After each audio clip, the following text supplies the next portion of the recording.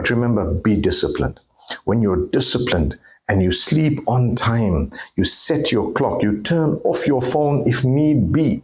And what happens? You then turn it on in the morning, or you make sure that you are sleeping at a certain time. Allah will grant you an automatic awakening from your sleep at a time when you are supposed to be up. That's the way the body has been tuned and made, where when you get it used to something, that's it.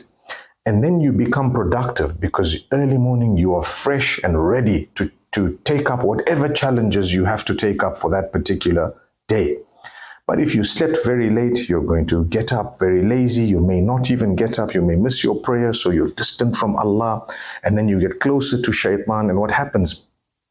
Your day does not go well. You're either yawning while you're at work, or you cannot concentrate. Everything is connected. Your food doesn't digest properly.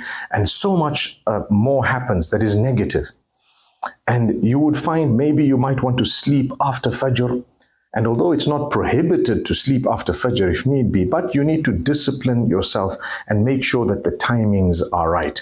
Obviously, the reason I say this is people live in different time zones, and in some countries, winter and summer, it becomes very difficult. But all that in its place, we need to make sure we fulfill our duties and obligations unto Allah and follow the method of the Prophet Muhammad, peace be upon him.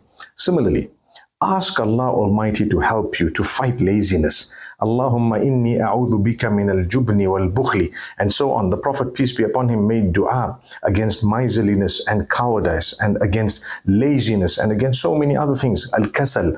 Kasal is laziness. Oh Allah, help me to overcome my laziness. And that was a dua of the Prophet Muhammad, peace be upon him. He didn't need it. He was the least from all of us in terms of, in fact, he was the best, the least in terms of weakness because he had none, but the best in terms of goodness and strength. So if he didn't need it, what about us? He used to pray in that particular way. He used to supplicate to Allah, oh Allah, grant me this, protect me from this, and protect me from that. Subhanallah. Let's learn from this.